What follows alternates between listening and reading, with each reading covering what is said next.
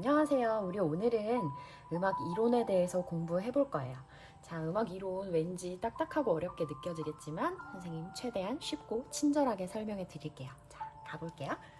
자, 모두 노트를 준비하시고 선생님이 여기에 적는 내용을 칠판에 있는 필기를 따라 적는다고 생각하면서 함께 노트에 필기하면서 진행해 주시기 바랍니다. 교과서에 이 내용이 정확히 나와 있지 않아요?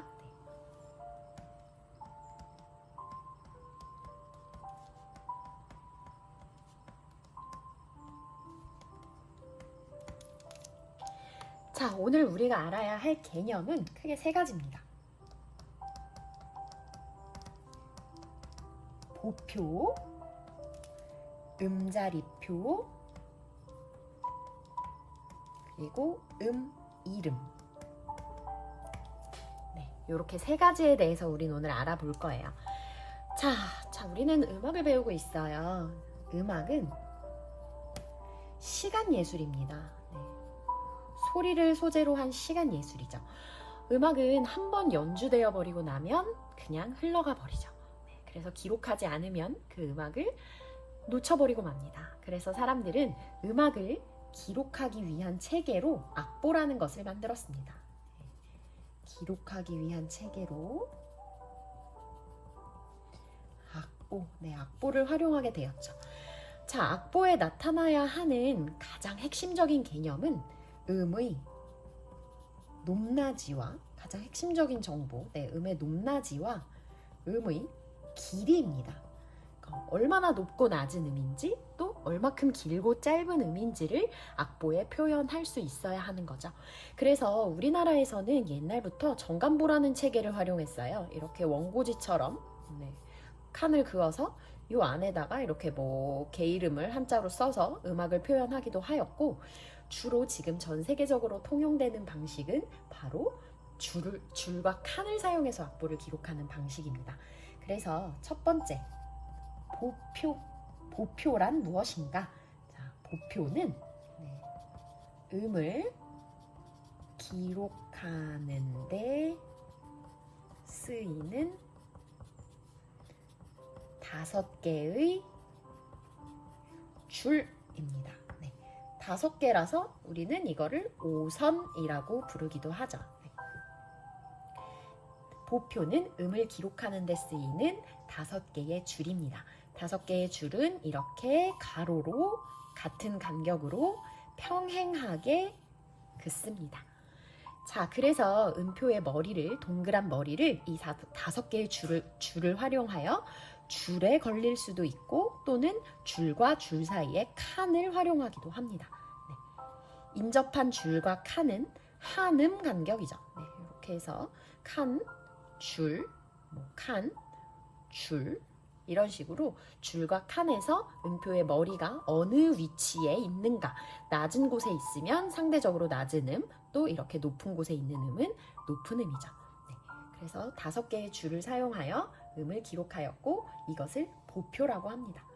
자, 그런데 이 보표에 5선 보표에 어떤 음이 있습니다. 자, 여기 이렇게 음표의 머리가 있습니다. 자, 이 음을 어떤 음이라고 할 수 있을까요? 아마 피아노 학원을 좀 다녔던 친구는 이 음을 보고 대번에 이 음은 솔입니다 라고 이야기할 거예요. 하지만 이 보표만으로는 이 음을 솔이라고 단정 지을 수 없습니다. 솔로 읽힐 수도 있지만 아닐 수도 있거든요. 자, 그래서 보표에 적힌 이 음의 위치를 보고 이 음이 어떤 음인지를 정확히 알기 위해서는 한 가지가 더 필요한데 그것이 바로 음자리표입니다. 자, 이것도 함께 적으실게요. 음자리표는 보표에 적힌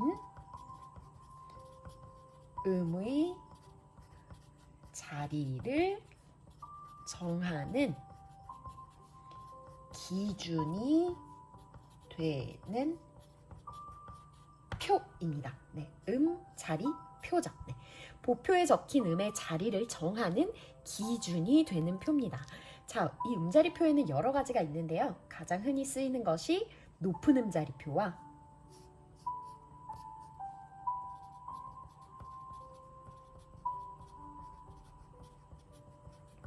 그리고 낮은 음자리표입니다.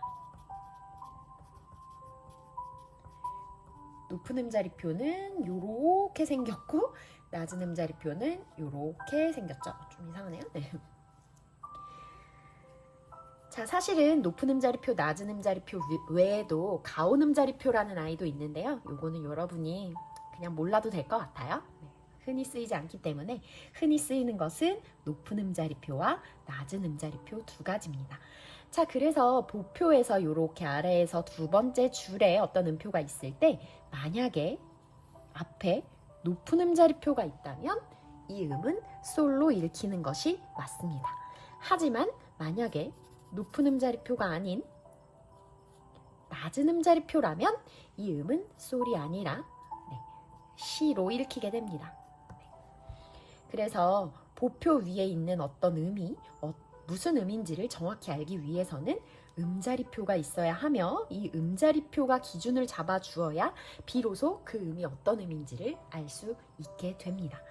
자, 그러면 높은 음자리표에서 도는 어디일까요?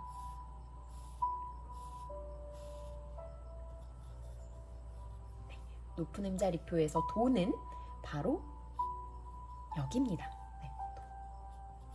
이 짧은 줄은 뭐죠? 네. 자, 우리는 이 5선 안에서 이 안에서 칸이나 줄을 사용해서 모든 음을 표현하면 좋겠지만 이 범위를 벗어나는 더 높거나 더 낮은 음을 표기하기 위해서는 짧은 덧줄이라는 것을 별도로 더 그어서 사용합니다. 자, 그래서 뭐 덧줄을 사실은 이렇게 여러 개를 그을 수도 있고요.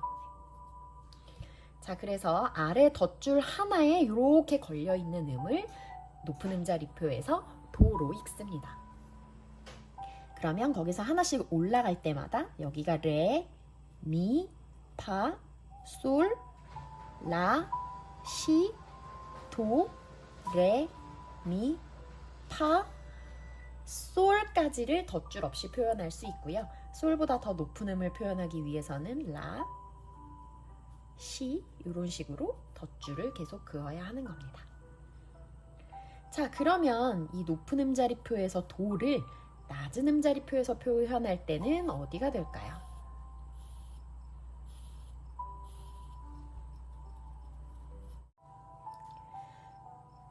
그렇다면 높은 음자리표에서 이 도를 낮은 음자리표에서는 어떻게 표현할까요? 자, 낮은 음자리표에서의 도는 바로 여기입니다. 자, 여기서 높은 음자리표에서 아래 덧줄 하나가 도, 낮은 음자리표에서 위쪽 덧줄 하나도 역시 같은 도인데 이 두 음은 같은 음입니다. 피아노 건반에서 한번 볼게요. 네. 자, 이게 피아노 건반입니다. 여기 가운데 노란색 칠해진 음이 우리가 피아노를 칠 때 여기 이렇게 사람이 앉아서 양쪽 팔을 벌리고 이렇게 피아노를 칠 때 여기 자기 배꼽 앞에 있는 가온 도 음입니다. 이 음도 여기 도, 이 음도 여기 도입니다. 자, 그래서 이 낮은 음자리표에서는 이 가온 도보다 좀 더 아래쪽, 그러니까 이 도보다 낮은 음역대의 음들을 주로 기록하는 데 사용되고 높은 음자리표는 도보다 더 위로 올라가는 높은 음역대의 음들을 기록하는 데 주로 쓰이는 거죠. 실제로 이 높은 음자리표로 표현할 수 있는 이 높은 음자리표 보표 안에서 덧줄 없이 표현할 수 있는 음의 범위는 대략 한 이 정도. 네. 그리고 낮은 음자리표에서 덧줄 없이 보표 5선 보표 안에서 표현할 수 있는 음의 범위는 대략 이 정도가 됩니다. 자, 여기에서 우리가 여러 가지 음자리표를 사용하는 이유를 알 수 있습니다. 한 가지 음자리표만 사용하면 좋을 것을 왜 높은 음자리표와 낮은 음자리표를 헷갈리게 사용하는 것일까? 그것은 바로 다양한 음역대의 소리를 보기 좋게 표현하기 위해서입니다. 예를 들면 바이올린이나 플룻은 굉장히 높은 음역을 소리내고 뭐 첼로나 더블 베이스 같은 악기는 낮은 음역을 소리내곤 하죠. 사람의 목소리도 여성의 음성은 높은 음역을 가지고 있고 남성은 낮은 음역을 가지고 있습니다. 그런데 만약에 다시 피아노 건반을 볼게요. 뭐 예를 들어서 이 음이다. 근데 이 음을 높은 음자리표에서 표현한다면 네, 이렇게 쉽게 보표 안에 쏙 들어가게 표현을 할 수 있지만 만약에 이 음을 우리가 낮은 음자리표를 사용해서 표기를 하려고 한다면 덧줄을 굉장히 많이 붙여서 이런 식으로 표현을 해야 하거든요. 근데 악보에서 덧줄이 많아지면 굉장히 읽기가 어려워집니다. 가독성이 떨어지죠. 그래서 다양한 음역대의 높고 낮은 소리를 좀 더 읽기 쉽게 표현하기 위해서 우리는 높은 음자리표와 낮은 음자리표를 병행해서 사용하는 거랍니다. 자, 정리하자면 우리는 음악을 기록하기 위해서 5개의 줄 5선을 사용합니다. 그래서 음악을 기록하는 데 쓰이는 이 5개의 줄 자체를 우리는 보표라고 하고 이 보표에 적힌 음이 어떤 음인지 그 기준을 정해주기 위하여 필요한 표가 음자리표가 되겠습니다. 음자리표는 크게 높은 음자리표와 낮은 음자리표 두 가지가 쓰이는데 이렇게 두 가지가 쓰이는 이유는 다양한 음역대의 소리를 덧줄이 없게 보기 좋게 표현하기 위해서 좀 더 적은 덧줄을 사용하면서 읽기 쉽게 표현하기 위해서입니다. 높은 음자리표는 요 가온 도보다 주로 위쪽에 높은 음역대를 표현하는 데 사용되고 낮은 음자리표는 가온도보다 더 낮은 주로 낮은 음역의 소리를 표기하는 데 적합한 음자리표죠. 그래서 우리가 피아노를 치면 오른손은 주로 이쪽, 왼손은 주로 이쪽을 연주하잖아요. 그래서 오른손에는 악보에 높은 음자리표, 왼손 악보에는 낮은 음자리표를 사용하곤 하는 겁니다. 자, 그러면 이제 음의 이름에 대해서 좀 볼 텐데요. 짜잔. 자, 우리가 피아노 악보를 보면 검정 건반과 흰 건반이 이런 형태로 배열되어 있습니다.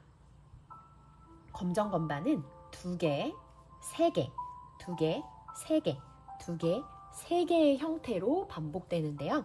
그 중에서 검정 건반이 2개 있는 위치, 네, 2개 있는 위치에서 바로 왼쪽 아래, 네, 2개에서 왼쪽 아래, 2개에서 왼쪽 아래, 이 부분의 개 이름을 우리는 도로 읽습니다. 네. 역시 여기도 도, 여기도 도, 네, 여기도 도가 되겠네요. 그리고 그곳에서 오른쪽으로 한 칸씩 갈 때마다 도, 레, 미, 파, 솔, 라, 시 라는 음의 이름을 붙입니다. 역시 도, 레, 미, 파, 솔, 라, 시의 7개의 음은 계속해서 순환됩니다. 여기는 쓰지 않아도 아시겠죠? 그리고 우리는 이 한국말로 도는 알파벳으로 C로부터 하나씩 올라가면서 D, E, F, G, 그 다음에 라를 우리는 A로 봅니다. C, D, A, B, C, D, F, G, H가 아니라 네, A, B. 네. 자, 이 도레미파솔라시라는 명칭과 알파벳의 의미 이런 것까지 설명을 하려면 거의 중세시대의 역사로 거슬러 올라가야 해서 이거는 그냥 간편하게 외울게요. 자, 여러분은 이 피아노 건반을 이렇게 많이 그릴 수 없기 때문에 어떻게 하시냐면 자, 선생님이 그리는 거 보고 똑같이 따라 그려주세요. 조금 화면을 키워볼까요? 네. 자, 줄 긋고 2개, 줄 긋고 3개, 줄 긋고 한 다음에 이 아래 긋고 셋, 넷, 다섯. 그 다음에 아래를 막고 위를 막아주세요. 네. 멋진 피아노 건반이 만들어졌죠? 네. 검정 건반은 뭐 살짝 이렇게 색칠을 해주셔도 좋습니다. 그래서 이렇게 2개, 검정 건반 2개가 있는 곳에 바로 왼쪽 아래가 도, 레, 미, 파, 솔, 라, 시. 영어로도 같이 꼭 적어주세요. C, D, E, F, G, A, B입니다. 자, 요게 바로 음의 이름이죠. 이름. 자, 오늘의 개념 세 번째였죠. 네. 이름. 요거는 꼭 외우기. 도는 C, 레는 D 이런 식으로 우리 한국말 개 이름에 해당하는 알파벳 이름이 무엇인지 꼭 알아두시면 나중에 여러분이 코드 같은 것을 배울 때도 도움이 된답니다. 그래서 이름도 외워두는 것이 오늘의 마지막 미션이에요. 자, 보표, 음자리표, 그리고 이름. 오늘 배운 세 가지의 개념 다 이해하시겠죠? 자, 이해가 잘 안 되는 부분은 댓글로 질문해 주시면 선생님이 친절하게 가르쳐 드릴게요. 자, 그러면 퀴즈로 오늘 배운 내용 확인해 보고 다음 시간에 만났으면 좋겠습니다. 자, 오늘은 여기까지 할게요. 안녕.